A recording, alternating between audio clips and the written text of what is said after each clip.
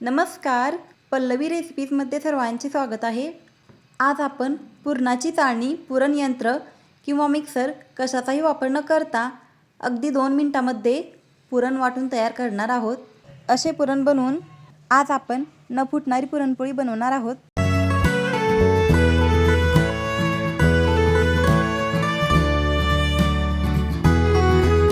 पुरणपोळीचे पुरण बनवण्यासाठी गॅसवरती एक कुकर ठेवायचा आहे। त्याच्यामध्ये आपल्याला 3 वाटी पाणी घालायचे आहे व ज्या वाटीने आपण पाणी ओतलेले आहे त्याच वाटीने आपल्याला 1 वाटी चणा डाळ घ्यायची आहे। चणा डाळ आपल्याला एका पातेल्यामध्ये घालायची आहे व त्याच्यामध्ये पाणी ओतून आपल्याला 2 ते 3 पाण्याने चणा डाळ स्वच्छ धुवून घ्यायची आहे। कुकरमधील पाणी गरम झाल्यानंतर आपल्याला त्याच्यामध्ये धुतलेली चणा डाळ घालायची आहे आणि नंतर त्याच्यामध्ये आपल्याला पाव चमचा हळद घालायची आहे व 1 चमचाभर तेल घालायचे व चणा डाळीमध्ये आपल्याला हळद आणि तेल मिक्स करून घ्यायचे आहे व नंतर कुकरचे झाकण लावायचे आणि कमी ते मध्यम गॅसवरती आपल्याला कुकरच्या 5 ते 6 शिट्ट्या काढून घ्यायच्या। कुकरची वाफ पूर्णपणे गेल्यानंतर आपल्याला कुकरचे झाकण काढायचे आहे व चणा डाळ शिजली का ते चेक करून घ्यायचे। तर तुम्ही ती व्हिडिओमध्ये पाहू शकता आपली चणा डाळ छान शिजलेली आहे।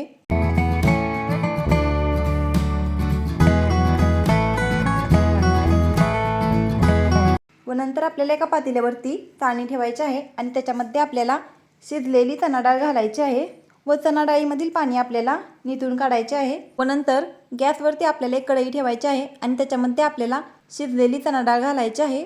नंतर त्याच्यामध्ये आपल्याला 1 वाटी गूळ घालायचा आहे। तर इथे मी 1 वाटी चणा डाळ घेतलेली होती, त्याच्यासाठी इथे मी 1 वाटी गूळ घेतलेला आहे। गुळाचे प्रमाण तुम्ही आवडीनुसार कमी जास्त करू शकता किंवा तुम्ही अर्धी वाटी गूळ आणि अर्धी वाटी साखर देखील घेऊ शकता व नंतर आपल्याला चणा डाळीमध्ये गूळ छान असा मिक्स करून घ्यायचा आहे। गॅसची फ्लेम आपल्याला कमी ते मध्यम ठेवायची आहे आणि कमी ते मध्यम फ्लेमवरती आपल्याला चणा डाळ आणि गूळ एकत्र परतवून घ्यायचे आहे।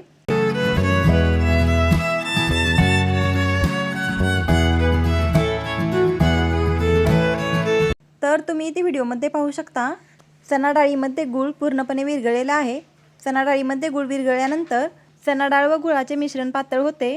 चणा डाळ व गुळाचे मिश्रण घट्टसर होईपर्यंत आपल्याला ते परतवून घ्यायचे आहे। चणा डाळ व गुळाचे मिश्रण आपल्याला कमी ते मध्यम गॅसवरती परतवून घ्यायचे आहे म्हणजे ते कढईला खाली चिटकणार नाही।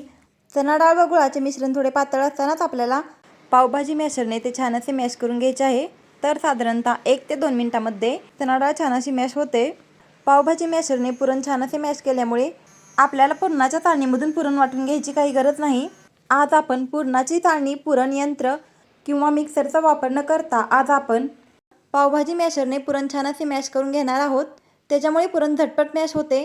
पुरणाच्या चाळणीमधून पुरण वाटून घेण्यासाठी आपल्याला भरपूर वेळ लागतो, परंतु अशा प्रकारे पावभाजी मॅशरने पुरण मॅश केले तर 1 ते 2 मिनिटांमध्ये पुरण छान असे मॅश होते। पावभाजी मॅशरने आपण अशा प्रकारे पुरण मॅश केले तर आपल्याला चाळणीमधून पुरण वाटून घ्यायची काही गरज पडत नाही।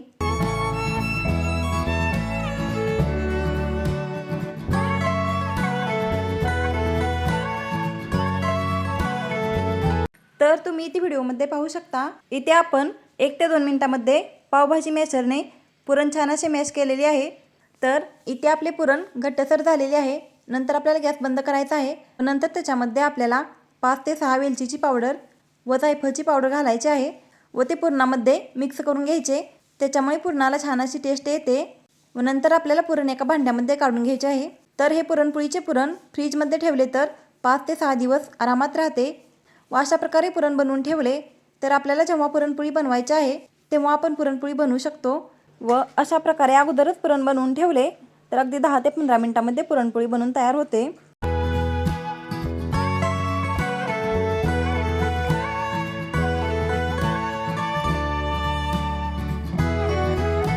ह्याच पुरणाचा वापर करून आज आपण न फुटणारी व टम्म फुगलेली पुरणपोळी बनवणार आहोत। तर पुरणपोळी बनवण्यासाठी इथे मी अगोदरच कणिक मळून ठेवलेली होती। कणकेचा आपल्याला एक उंडा घ्यायचा आहे व त्याची आपल्याला गोलवाटी बनवून घ्यायची आहे आणि त्याच्यामध्ये आपल्याला पुरण भरायचे आहे व त्याच्यामध्ये तुम्ही आवडीप्रमाणे कमी जास्त पुरण भरू शकता व एका हाताने आपल्याला कणिक वरती सारायचे आहे व दुसऱ्या हाताने आपल्याला पुरण खाली दाबून घ्यायचे आहे व नंतर उंडा आपल्याला पॅक करून घ्यायचा आहे आणि एक्स्ट्राची कणिक आपल्याला काढून घ्यायची आहे। अशा प्रकारे आपल्याला उंडा बनवून घ्यायचा आहे व नंतर तो उंडा आपल्याला पोळपाटवरती ठेवायचा आहे आणि आपल्याला पुरणपोळी लाटून घ्यायची आहे। पुरणपोळी आपल्याला जास्त जाडही नाही किंवा जास्त पातळही नाही, अशी मध्यम स्वरूपाची लाटून घ्यायची आहे व पुरणपोळी आपल्याला सर्व बाजूनी सारखी लाटून घ्यायची आहे। पुरणपोळीच्या कडा देखील आपल्याला छान अशा लाटून घ्यायच्या आहेत। व्हिडिओमध्ये दाखवलेल्याप्रमाणे आपल्याला छान अशी पुरणपोळी लाटून घ्यायची आहे व पुरणपोळी लाटायच्या अगोदरच आपल्याला गॅसवरती तवा गरम करायला ठेवायचा आहे।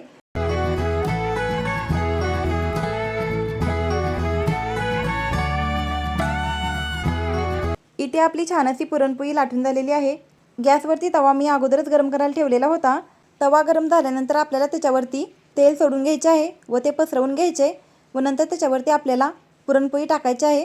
पुरणपोळी तव्यावरती टाकल्यानंतर आपल्याला पुरणपोळीच्या कडेने तेल सोडून घ्यायचे आहे। थोडा वेळ झाल्यानंतर आपल्याला पुरणपोळी पलटून घ्यायची आहे व दुसऱ्या साईडनेही आपल्याला कडेने तेल सोडायचे आहे व दोन्ही साईडने आपल्याला पुरणपोळीला तेल लावून घ्यायचे आहे व आपल्याला पुरणपोळी छान अशी भाजून घ्यायची आहे। गॅसची फ्लेम आपल्याला मध्यम ते फुल करायची आहे।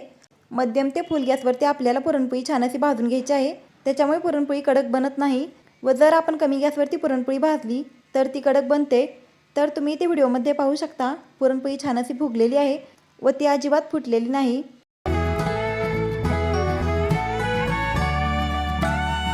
आपल्याला पुरणपोळी मध्यम ते फुल गॅसवरती दोन्ही साईडने तेल लावून छान अशी भाजून घ्यायची आहे, त्याच्यामुळे पुरणपोळी मऊ बनते। तर इथे आज आपण चाळणीने पुरण न वाटता पावभाजी मॅशरने पुरण मॅश करून घेतलेली आहे, तरीही पुरणपोळी अजिबात फुटत नाही। पावभाजी मॅशरने 1 ते 2 मिनिटांमध्ये पुरण छान असे मॅश करून तयार होते। धन्यवाद।